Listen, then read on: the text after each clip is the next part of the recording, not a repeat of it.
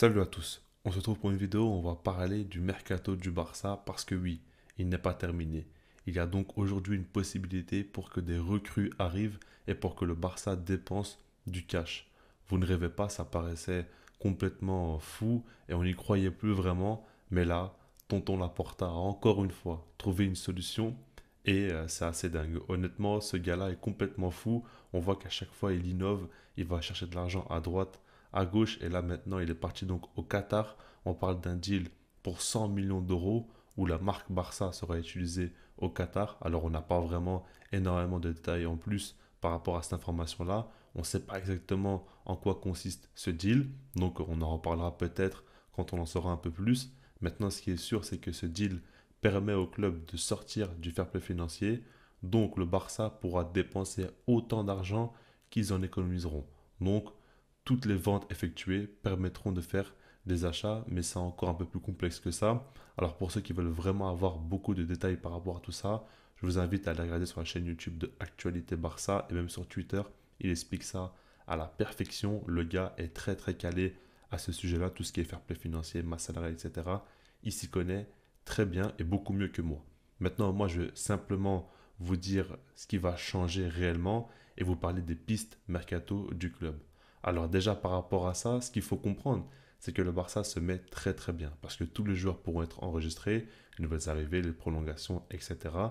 Mais aussi, le Barça pourra commencer à espérer acheter des joueurs. Alors ce qu'il faut juste prendre en compte, c'est le fait que le Barça devra quand même d'abord vendre, mais pas non plus vendre en tant que ça.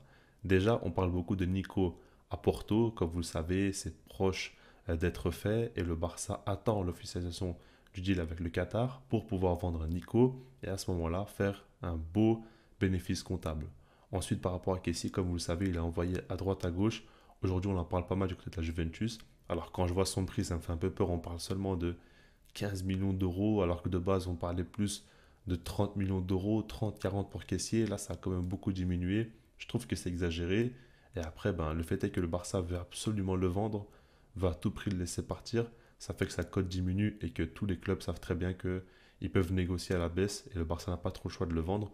Donc ça peut passer. Maintenant, ce qu'il faut se dire, c'est que même si le club le vend pour seulement 15 millions d'euros, avec le nouveau deal économique qui a été fait, ah ben, ça ne sera pas non plus vraiment problématique. Au contraire, ça peut encore beaucoup aider le club.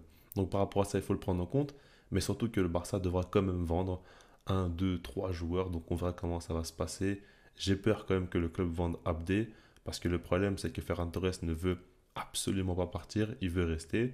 Il ne faut pas lui en vouloir. Il y a beaucoup de gens qui l'attaquent. Mais il est sous contrat avec Barcelone. C'est un club qu'il apprécie énormément. Une ville qu'il aime beaucoup. Un club dans lequel il veut réussir. Donc, il n'a pas tort de tout simplement vouloir tenter sa chance. Encore une fois, beaucoup l'auront fait à sa place. Maintenant, c'est vrai que s'il force encore quelques années, ça va devenir très problématique. Mais là, bon, il a fait un an et demi au Barça. C'est pas non plus grand-chose. Il veut encore prouver. Donc, on va voir ce que ça va donner. Mais par rapport à ça, donc, si vraiment Ferran Torres veut absolument rester, bah, Abdé sera certainement vendu. Et ça, je ne vous cache pas que ça me déplaît parce que j'aimerais bien voir quand même ce qu'il pourrait donner Abdé. Mais on verra par rapport à la situation du club. Maintenant, tout cet argent-là pourra être investi beaucoup plus facilement qu'auparavant. Et par rapport à ça, on parle des pistes très sérieuses. Encore une fois, on a eu des informations comme quoi la priorité absolue du club est Bernardo Silva. On en a déjà beaucoup parlé, mais là, évidemment que tout devient très très clair.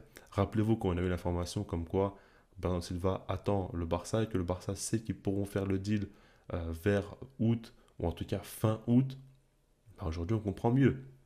Auparavant, on se disait, mais qu'est-ce qui se passe, etc. Là, on comprend que finalement, c'est réellement possible.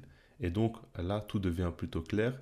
Et comme on sait, donc c'est la priorité du club. Donc, certainement qu'ils vont travailler à fond pour réussir à faire ce deal. Donc, par rapport à Bernardo Silva, on va suivre ça de très très près. Après, on a quand même eu des informations comme quoi, du côté de City, ils ne veulent pas le laisser partir, etc. Donc, c'est pour ça que, rappelez-vous, il y a le plan B, Joao Félix. Et aujourd'hui, beaucoup de choses prennent du sens et on comprend qu'au final, le Barça, évidemment, qu'il pourrait être compétitif sur le marché avec le deal économique fait avec le Qatar. Maintenant, il y a d'autres joueurs à un autre poste, et notamment Joao Cancelo. N'oubliez pas que Fabrizio Romano a toujours dit que le Barça reste favori pour récupérer le joueur, qu'ils sont fortement intéressés. Maintenant, Cancelo n'est pas la grande priorité du Barça. Donc le club voudra surtout prendre un milieu de terrain. Une fois que ce sera fait, il y aura Joao Cancelo. en tant que latéral qui va arriver. Et là, ce serait assez fou. En tout cas, c'est les idées du club. Ça ne veut pas dire que forcément ça va arriver. Par rapport à Cancelo, si le temps passe et il voit que le Barça galère un petit peu à le faire venir, peut-être qu'il va craquer et partir dans un autre club. Alors, on n'a pas vraiment d'informations comme quoi il y a des clubs qui sont vraiment intéressés. Le joueur veut attendre le Barça. Maintenant, si jamais ça tarde trop, on peut comprendre qu'il veut absolument rejoindre son nouveau club. Donc, il faudra voir comment ça va se passer au niveau des ventes. Tout va conditionner le mercato du Barça. Chaque fois, je dis, hein, c'est les ventes qui seront à suivre de très très près.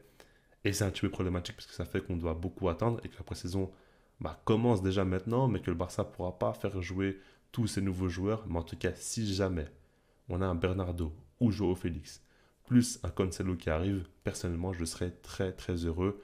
N'oubliez pas aussi Gundogan, n'oubliez pas Victor Roque. Et aussi le fait est que si jamais il y a beaucoup de ventes qui se font, un peu plus que prévu, disons, ça pourrait permettre à Victor Roque de s'inscrire donc pour jouer dès maintenant au Barça et pas en hiver. Donc là, on en est encore loin et c'est la dernière des priorités du club, mais il faut quand même déjà un petit peu y penser, donc on verra. On va vraiment suivre les ventes et après on va voir. Donc n'oubliez pas Bernardo Silva, Joao Félix, Cancelo, c'est quand même des pistes très sérieuses et c'est des pistes qui me plaisent énormément et qui pourront faire beaucoup progresser l'équipe. Donc on va suivre ça de près. Je vous laisse là-dessus, sinon moi je vous dis peace.